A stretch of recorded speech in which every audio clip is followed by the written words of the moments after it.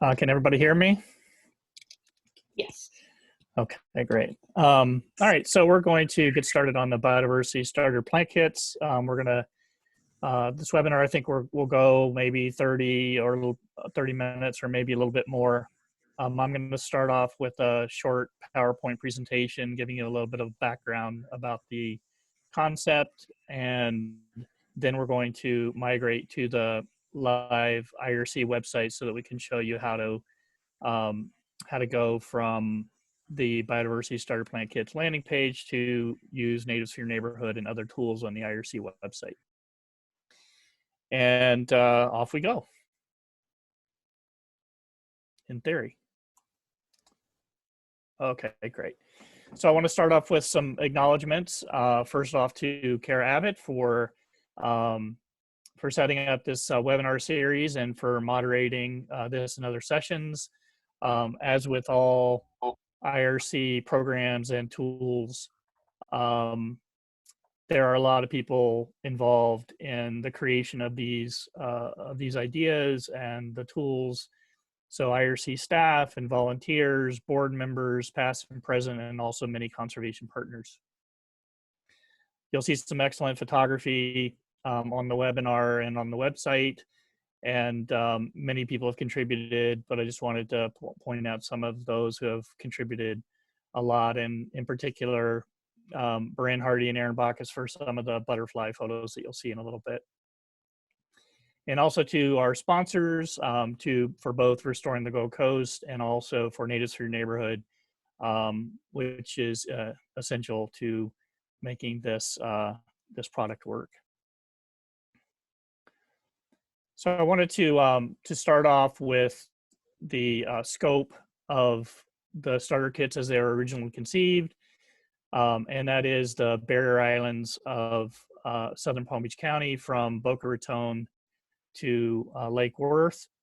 However, the species that we're using in the kits and the idea of restoring the Gold Coast that we'll talk about in a little bit are perfectly appropriate much further to the south, all the way into Miami-Dade County, as far as Key Biscayne, on the barrier islands there, and also pretty far to the north as well.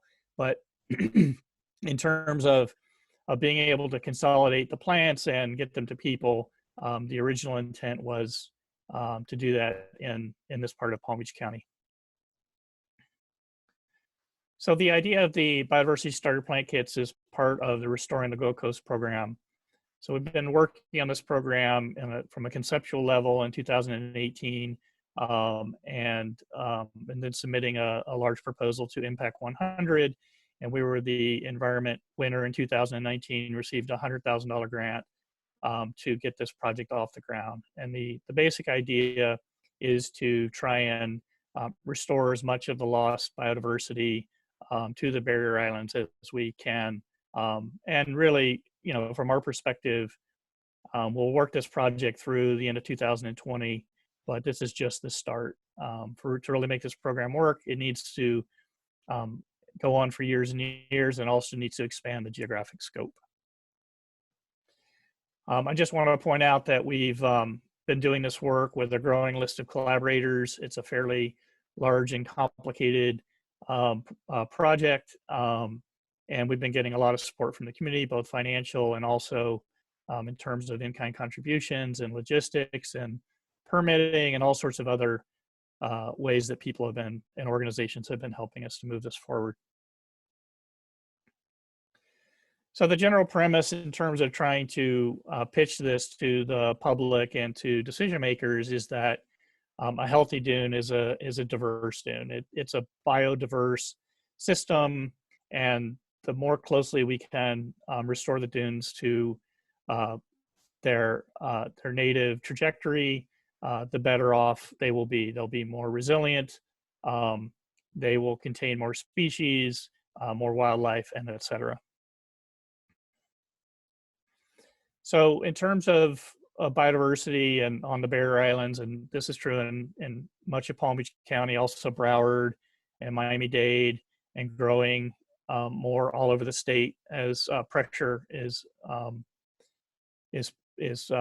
place on the coastal ecosystem, the question is, where did the native biodiversity go? And so this is a photo of Delray Beach in around 1970. And so coastal development, you can see just the impact on the top of the photo of houses and condominiums and hotels, of course, have an effect, but also the way that this development occurred and the placement of riprap and jetties and seawalls and all sorts of things caused the remaining native ecosystems to erode into the ocean. So over the last few decades, society has expended a lot of money. There's been a lot of research and a lot of thinking into what to do about that. And so there's been a lot of work on renourishing beaches, removing some of those hard structures. We're very good at moving sand. We're very good at planting sea oats and a few other species, and have done a great job at recovering depleted sea turtle populations.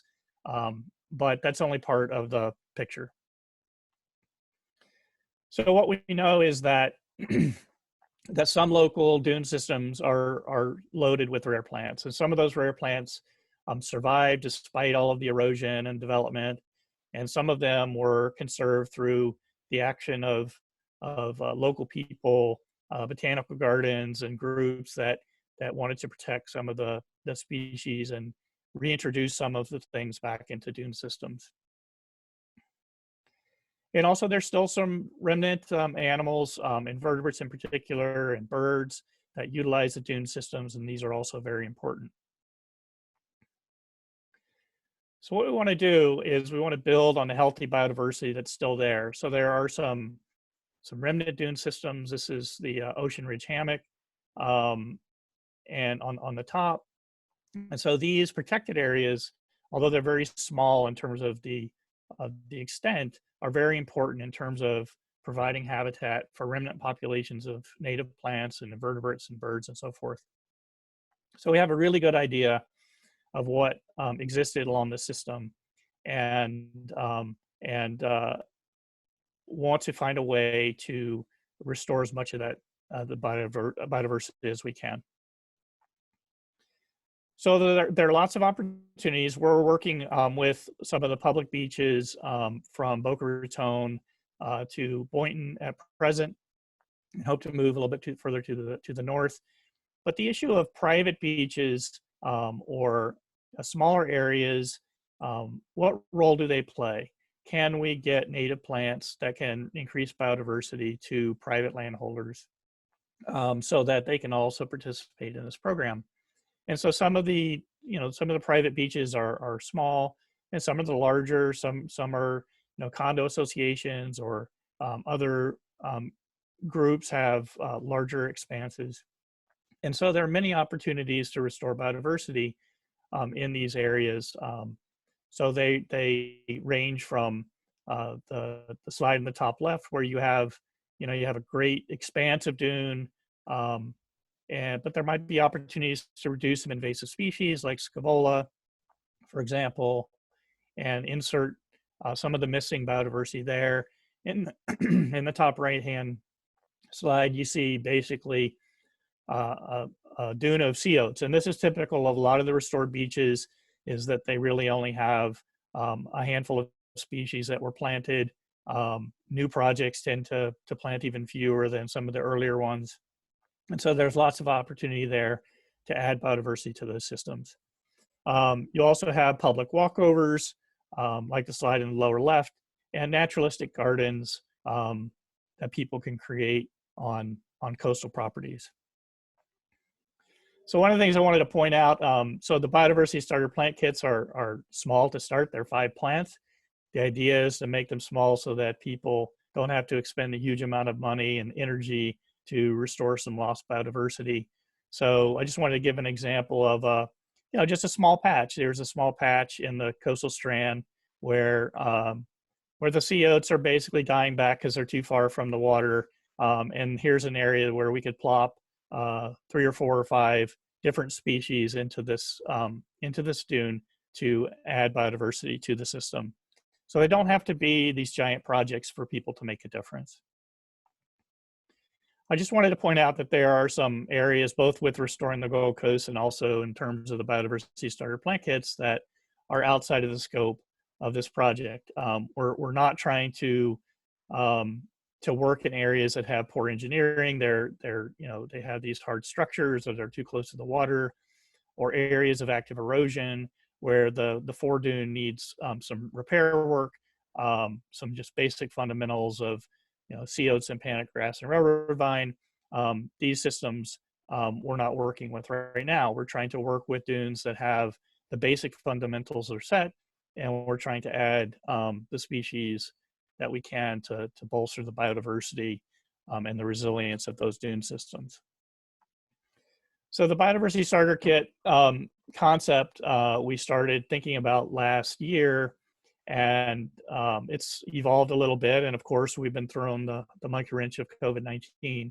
But the idea was to have 4 habitats: beach dune, coastal strand, hammock, or coastal garden, and then a butterfly kit.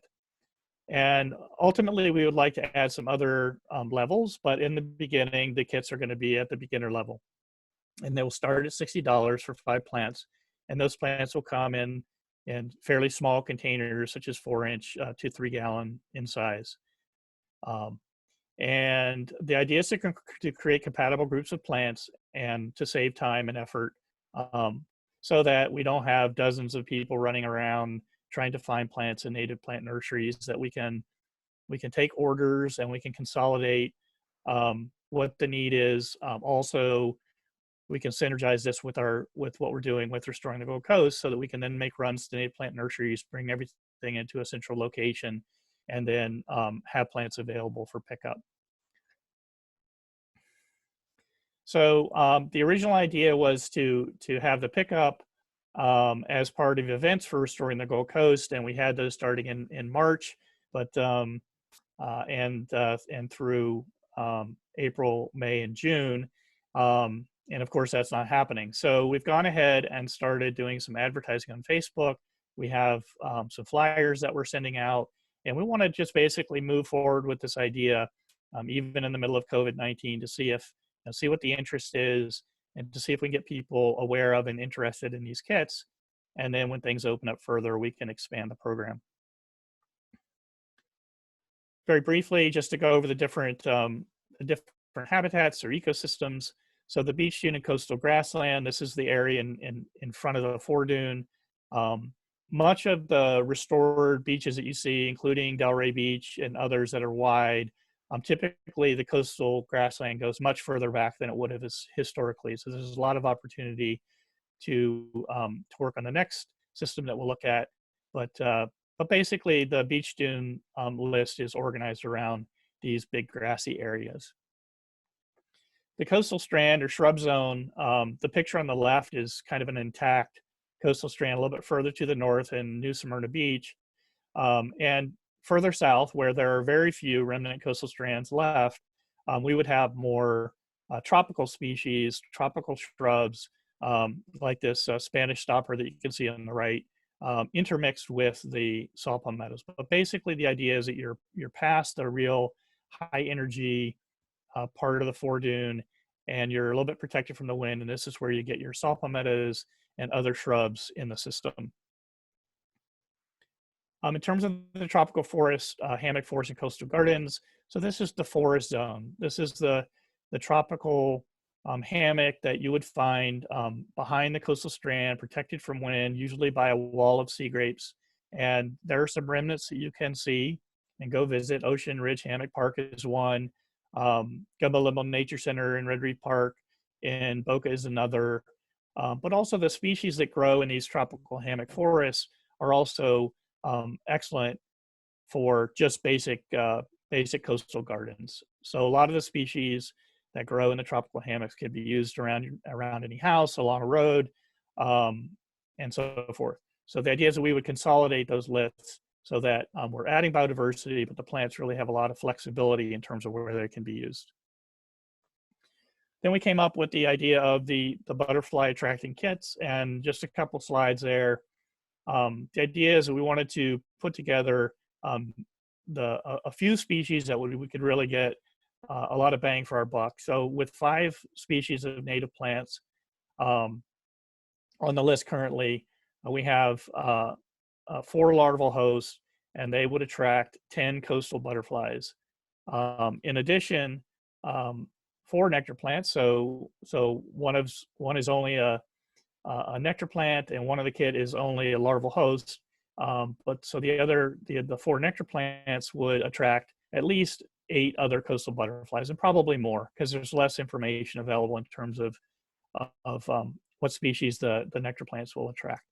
So you're going to get, in theory, if everything is correct in the system, about around 20 coastal butterflies from the butterfly attracting kit. Okay, so now what we're going to do is we're going to migrate to the website. So bear with me for a moment.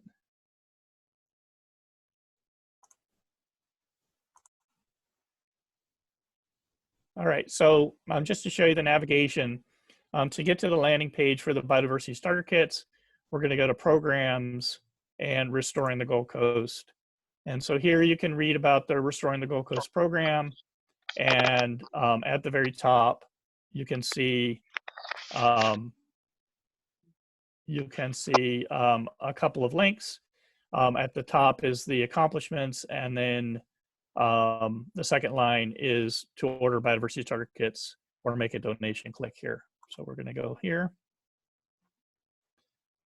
All right, and so there's some a description of the project and so forth. But what I wanted to do is just very briefly show you how to navigate from this landing page to more information about the plants that we're recommending at present, and so you can learn about them and decide if this is something that interests you. So we're just going to scroll down. We'll go to the order bit a little bit later. So in this particular version of the landing page, and there are a couple, there's a different one if you click on through Facebook, for instance. But on this particular landing page, you'll see a list of species, and you'll see that they're highlighted, and there are some links. And so what I want to show you now is how you can use this landing page to learn about the plants that we are recommending. So I'm just going to click on sea lavender here. And this is going to take you to IRC's Natives for Your Neighborhood website. So this is a great tool, and I'll show you a little bit about it, about how it works, and then hopefully you'll take some time to navigate around and see how it works. But the general idea is that sea lavender, for instance, this is a species along with bay cedar that used to be fairly common on the eastern coast of Florida, and its main habitat was really kind of at the intersection of the primary dune and the grassy part of the pioneer zone.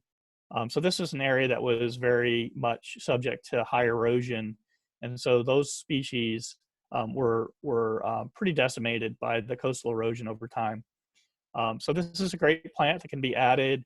This particular one grows in fairly high wind environments, not at the very eastern edge of the dune, but fairly close to it. And it's a fairly large shrub. It's very beautiful and so forth. So the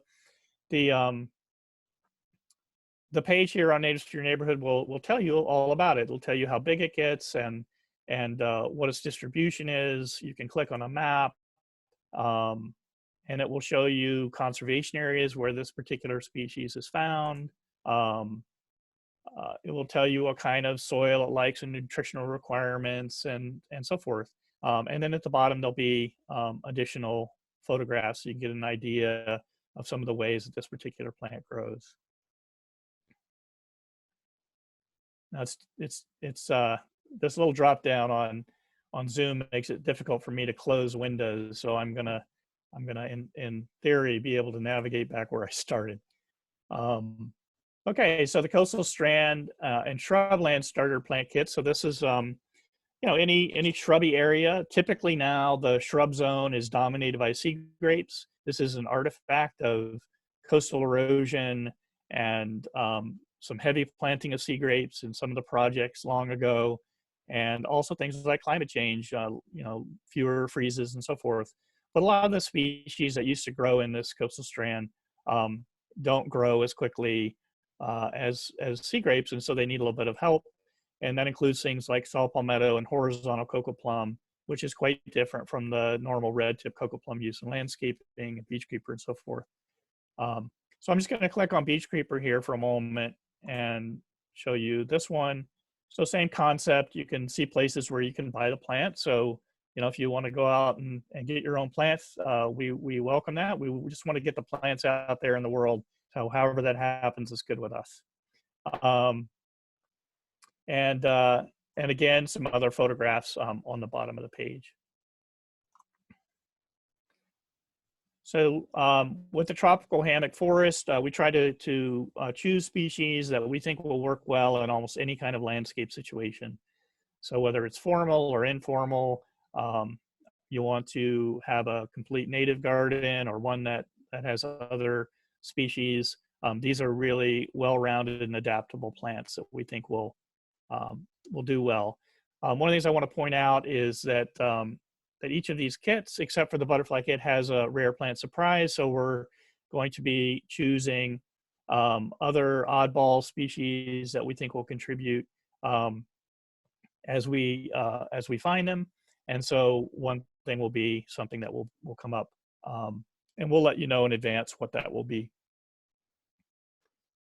All right, in terms of the butterfly tracking plant kits, I wanted to just point out a couple things here that are pretty important. So, so we have a mix of shrubs and ground covers and vines and wildflowers. And again, the species that we chose for these kits are fairly adaptable. So you don't have to be doing a coastal strand restoration or something in order to use them. These are species that can be used in almost any kind of landscape situation. And then I want to very quickly show you, I'm going to choose fog fruit here, and I'm going to show you one of the other features that you might want to check out. And so this is that toward the bottom of the page, you'll see this wildlife and ecology section.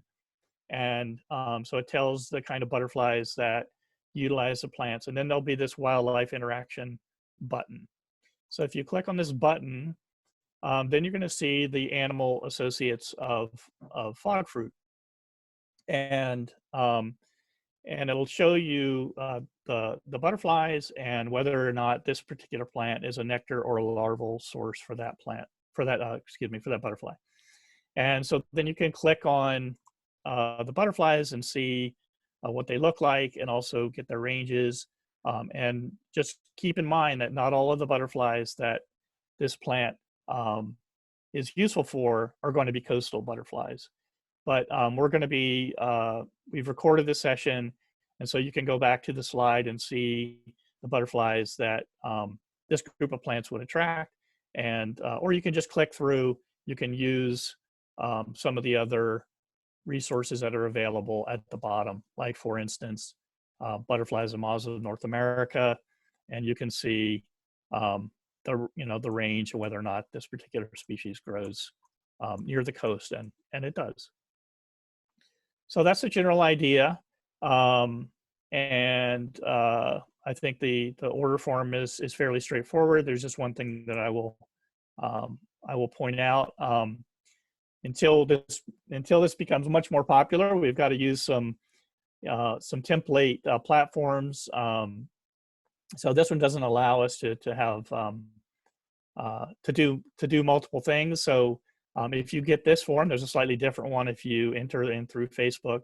But if you come in through this form, then if you want to get more than one kit, you'll have to order one kit, one habitat type at a time. But you can always order through the custom amount. And if I want to get 2 beach dune kits, I can put in $150, and I can write a comment that this is for I can type sometimes for 2 beach dune kits, and we'll get in contact with you and make sure that what you're ordering is what you're trying to order is what you get. All right, so that's what I wanted to show, and Kara, I think we will pass it over to you for questions. Okay, great. So we did have a couple come up. So at this time, now that he's done talking, if you have any questions that you want to type in the public chat, I'll start moderating those through. We'll start with ones that came up during the presentation. Maria Wolf asks, can the sea lavender grow in Wellington? No. And the reason is, so, and you'll find this if you go into Natives to Your Neighborhood, then there should be information about each species that also addresses the issue of coastal versus interior. So some plants can live almost anywhere, but others are really restricted. So sea lavender is one of those species that grows only along the coast, and if you try to plant it in the interior, it might grow for a little while, but it's really subject to fungal infections because the salt water is what keeps those fungal infections at bay. And so if you plant it in Wellington, then it might grow for a little while. You might get lucky, but sooner or later, it's going to be attacked by something and it will die. So this is one of the ideas of Natives for Your Neighborhood, is really to show where plants grow in their native habitats so that you can make informed decisions. And certainly we're all gardeners, right? So we're all going to experiment and try stuff where maybe they shouldn't grow, but they might anyway, and so forth. And that's all great. I'm all for it. I love to experiment with plants too. But we also want to make sure that that what we're recommending has a high probability of success, or people are at least have the knowledge to say, okay, I'm trying this and it might not work, and I'm okay with that. So just very quickly to take you back to the sea lavender page, if you click on the map, then you're going to see that this is, it's pretty obviously coastal versus say something like cocoa plum or gumbo limbo or something that you're going to see records all over the place. There's also for some species going to be you have the ability to grow in the interior, but climate becomes an issue. So when you get further north, maybe they'll grow in the interior of Miami-Dade County, but by the time you get to Palm Beach County, it's too cold. All of that is changing. And so things that didn't used to grow in the interior are now growing. So anyway, long-winded response to the question, but thank you. Great. And Susan Oyer asks, anyone know where to buy the black beet at? And she mentions that it attracts the Miami blue, which is so very rare. Yep. So, well, the best place to buy your black beet is through the, is through the Biodiversity Starter Plant Kits. However, you can go onto Natives to Your Neighborhood, and you can also find nurseries or collaborators and funders that carry that species are listed. You can also go on the Association of Florida Native Nurseries website and search, and other places you can search online for availability. What we're trying to do here is cut down on the workload of individuals. So if we individually go and look for all of those plants, or drive around in our cars to find those plants, or drive to 5 different nurseries to get the plants that we want, collectively, it's a huge amount of wasted time and energy. So is there a way that we can help to make this process a little bit more efficient? Right. Morgan Murphy asks, how far west would you suggest planting the butterfly kits? Well, so Morgan, I know that you have bought one of these butterfly kits, and thank you. So the intent of the butterfly kits, as all of this particular group, was for the barrier island. However, most of the species in the kits will also grow somewhat in the interior. So we will work with you to do some substitutions to make sure that you get plants that will be successful. Great. And then similar to that one, I'll turn back to Joan's question. Susan said, does beech verbena grow in the interior? I live on the ridge just east of Seacrest Boulevard in Boynton. So beech verbena is a very interesting plant. And so that plant grows on the east coast of Florida. It grows in the pine rocklands of Miami-Dade County, and it grows in the big cypress. So this is a really interesting distribution. And so this is one of those plants that maybe historically didn't grow, say in Music Flatwoods or scrub in the interior of Palm Beach County, but should do perfectly fine because we know it's climate adapted, and so it's certainly worth a shot. What I will say about that is that this particular plant is also somewhat ephemeral. It grows in systems and then it disappears, and that will probably happen in your garden as well. So you may want to have a couple of different patches, or you might want to do some ground layers or something. But this is true of many coastal plants. Like if you've used dune sunflower, for instance, it might do great for months or even years, and then a patch may die back and be replaced by something else. This is one of the reasons why we actually recommend biodiverse landscapes, because it's totally normal for that to happen. And if you have a bunch of different species growing together, then when one of them has reached its prime and is on a decline, or there's some particular fungus or insect that is operating in your garden, then other species are there and can take its place. And then when conditions are more favorable to the plant that was being attacked, then that plant will rebound. And so this is the whole idea of trying to create biodiverse native landscapes that, and that is, in one sense, the definition of resilience. Great. Joan asks, where do we find the recorded version of your Zoom presentations? I made a YouTube channel for IRC, so you can look us up that way, the Institute for Regional Conservation on YouTube, and all of these will be posted there. And then we're also sharing the videos on our Facebook page, and they should be posted on our website as well. And we'll probably include links to them in our next monthly newsletter. So if you're not on that yet, you can subscribe easily by just going to our website and hitting subscribe at the top, and you'll get put on the list for our monthly newsletter. Good question. Carolyn asks, will the hammock kit be good just west of 95 in Boca Raton, Sugar Sand area? Probably not. But again, you can shoot me an email, and we can talk about this. Yeah, this is just our first foray into this biodiversity starter plant kit idea. But ultimately, by using natives to your neighborhood, and this concept, we would like to bundle other groups of plants for other habitats. So this is what we will navigate toward. But there's a surprising amount of work just producing a simple tool, a simple concept like this one for barrier islands. But happy to have a conversation with you about that. Ooh, and then someone asks, is George still looking for help growing plants for this project? Sure. Yes, we are. Yep. Send me a note. Who was that? It says Mom's PC. I'm not sure. Okay, that's fine. She can send a message. Yeah. Somebody said, how far inland can you grow cedar? The bay cedar, I assume. Yeah, good question. I mean, that's again a strictly coastal plant. It also grows in the Keys and on shell mounds and things like that. So it will probably do fine for years, but ultimately it will probably perish due to some sort of disease.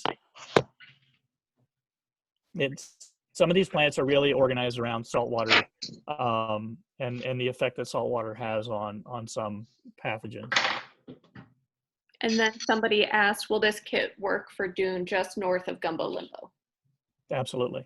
Yeah, so really any of these. Yeah, that's exactly in the scope of the project. Yep. Oh, and it was Kat Ralla who asked about growing things. Awesome. Okay. So you have at least one person with their mic on, so you might want to. Oh, thank you. Grab that. So I want to bring it up again. I brought it up at the beginning. Everybody on the call today is being entered into a drawing for one of these plant kits. So you can private message me through the Zoom chat, if you don't want to put that out for everyone to see, just your name and your email, or you can shoot me an email. I'll put that in the group thing with your name and email. We're going to enter everyone into a drawing and pick one, then we'll contact you and figure out which one is best for you. But everyone on here today is being entered in that. And lots of you have already sent me your email, but if you haven't done that yet, make sure you do if you want to be entered. Any other questions for George before we wrap this up? All right. Awesome. And if you think of anything afterwards, feel free to send me an email, and we will get this recorded and posted on our social media and everything if you know of anyone who might be interested in getting a kit for themselves. All right. Thanks, everybody. Have a wonderful day. Bye. Thanks, guys.